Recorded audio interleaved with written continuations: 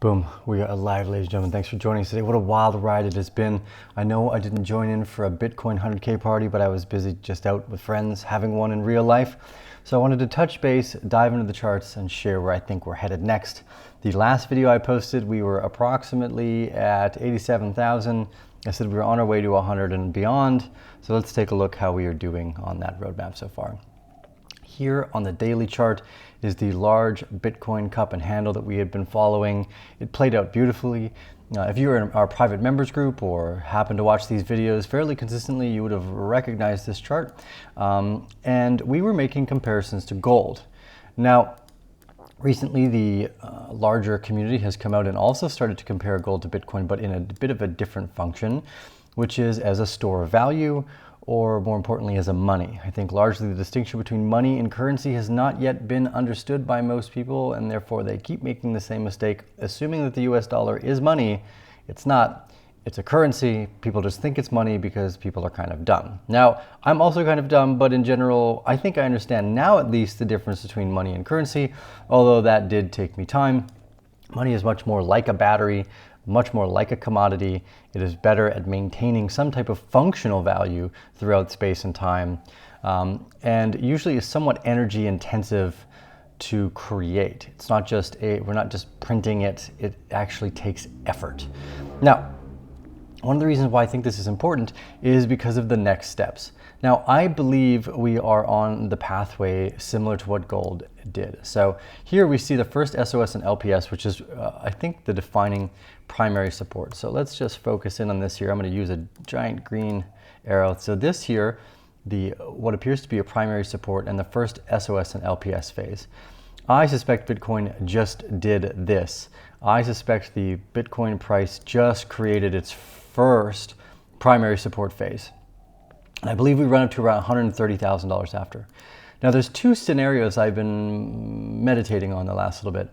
The first one is this, that the primary support that we just saw becomes later support. And effectively what we end up doing is running up to around the $130,000 mark, something like this, boom. Coming back down to test the LPS range of around 99,000, creating a nice reaccumulation pattern here in the middle of the chart. It could take a few months to do this. I suspect that actually might be the case, that what we're witnessing is a larger reaccumulation over time before we are on our way to $240,000. So this is going to be a bit of a different bull market style than we had seen in the past. But this is my current first best guess, is that once we get to the 130K, we drop back down to 90, and we spend maybe upwards of 200 to 300 days within this trading range, very similar to what we did just leaving the back of the gold or the cup and handle here for Bitcoin, which is around 250 days. I think this range is going to be more volatile as we build this as kind of a new floor. Now, this will be very different than other Bitcoin bull markets because we're going to see, I believe, these stepping stone reaccumulation and distribution patterns that are not as volatile and not as full of gains, but drive really big momentum plays between each of the ranges, which is, we did see a little bit better version of this in this portion of the bull market too, and then subsequently into the bear market, which is that we did see a first time for the buying climax, a secondary test, and an automatic rally. We're all the way back in 2017. We didn't really get the buying climax or the secondary test at all. It all happened so quickly. We just had a buying climax and effectively went straight into our secondary test, with this being the automatic rally and this being the spring. Not a whole lot of extra momentum there, but I think, again, as Bitcoin becomes largely adopted by bigger players, volatility will decrease.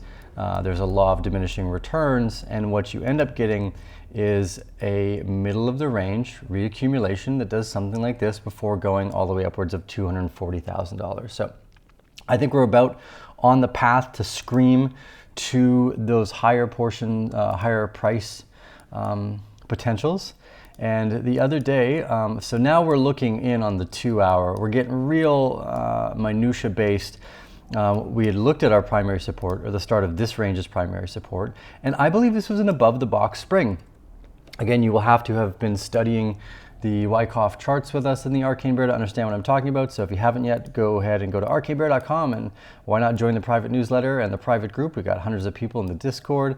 It's the sickness of the modern investor that makes them make so many irrational decisions, jump in and out of positions instead of just doing what they should do, which is educating themselves, making good long-term investments, and continuing to play the game. So this is the cure. Why not join? It's money back guarantee. If you're not happy, we'll just give you your money back, because we love what we've built and we think it's extraordinarily valuable. It's been valuable for me, I can tell you that. This to me looks like a phase 3 reaccumulation spring right at the top of the middle of the box. So I'm actually thinking that this is, again, the most bullish of the reaccumulation signals. And then what we end up doing is ripping about to 130,000 and forming that larger reaccumulation cycle. So again, if we were to think about what is about to happen here with gold, I think the same thing. Again, this little box here that I'm pointing at is the same thing that we're looking at here on Bitcoin, which is just as we left the larger cup and handle, we created this primary support. So just as we left the larger cup and handle, we created this primary support, and then we went into the real SOS territory here, which could be as high as like $130,000, $128,000, something like this. So I suspect in the next week or two, we just run straight up to that. Probably take a little bit longer. It always takes a little bit longer than I thought, but it also goes a little higher than I thought too. So takes a little longer, goes a little higher. I'm happy with these scenarios. It also takes a little longer and often goes a little lower than we might expect as well. So I think that this new range here will become the predominant factor. The other potential is that we just go straight on upwards and up like this. We go up to 127,000, back down to 95, and then we just go straight up to 240.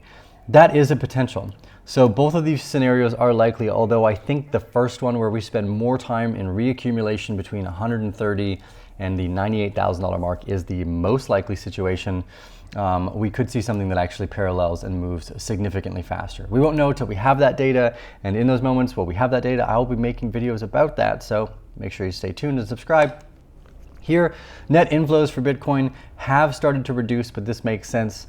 We are in a volatile area, and people are going to start to take profits here, which is another reason why, again, I believe that the breakout into the $130,000 area and a new area of reaccumulation starts to build between 90 and 100 makes the most sense.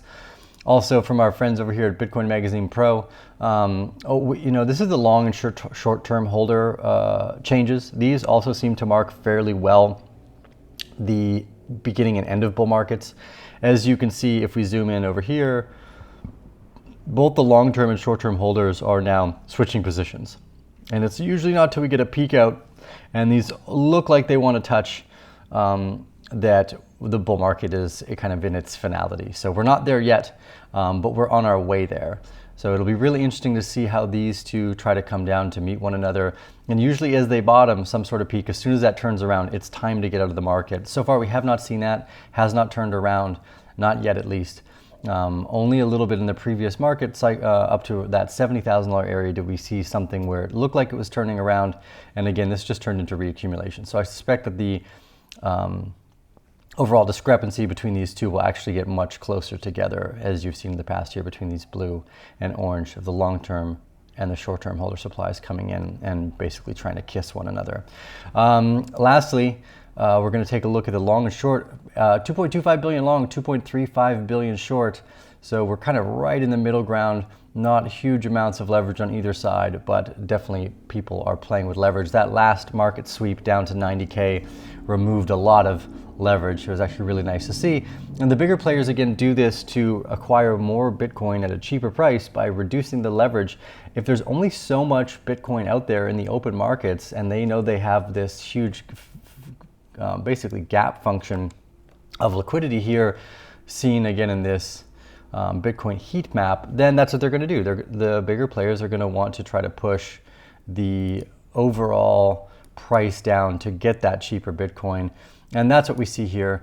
This big liquidity sweep from the top, swiped all the way down to 90K and took out pretty close to $1 billion worth of Bitcoin in those lower price ranges. But again, I think this was a high probability. This was above the box spring. So very, very bullish to see. You might think it was bearish. I'm sure there's a lot of people that think it's bearish, although I don't really watch anyone else on YouTube because I think most of them are just noise. There are a few good people out there, but most of them are just noise. I believe this looks like a high probability of an above the box spring. Liquidity was chewed up really quickly, and again, we're going to run up to $130,000 almost in the blink of an eye. I'm going to spend some more time going over more of the charts later. We'll take a look at XRP because I know some of you have been big fans of that. We'll take a look at Solana and Cardano. Maybe we'll do some individual token videos, but for now, I just wanted to go over Bitcoin, share my thoughts around the sentiment of the markets, the volume, supply, the potential for these larger breakouts. And upwards of 240,000 still is my target for this cycle, although that might take a little bit longer than we thought. It also might happen a little bit quicker. I gave you the two scenarios that I think are the most likely and the one that is the most likely to happen over the next 6 to 12 months. So something to keep in mind. Theo the Arcane Bear, again, thank you guys all for joining us so much. You know, when I first got here, Bitcoin was at $200. It's been one hell of a ride. My second video ever on YouTube said Bitcoin's going to $6 million. And I may eventually find out that I was justified and right in that sentiment. So from late 2016, early 2017, when I started making my very first Bitcoin videos, my very first Bitcoin price predictions based off what I saw was the infinite money printer game, we're much, much closer. And maybe a little faster than I thought we would get there. Or slower, I'm not sure. It's hard to say. But either way, we are well on our way. This is T with the Arcane Bear. Thank you guys. Again, just like a little moment of celebration for those of you who have stuck around with the channel and stuck around with what you believed in. It's really hard, very difficult to have people tell you that you're crazy or that what you're doing doesn't make sense, and to maintain that conviction. So for all of you that have done that in other areas of your life as well, maintained your focus and your passion for the things that others thought were crazy because you know it was rewarding or is rewarding, hats off to you. It is an extraordinarily difficult game to play, and the rewards, although there's loss of friends and community and family, sometimes the rewards are always worth being patient for what you believe in. Steve with the Arcane Bear. Thank you guys again. We'll see you on the next episode.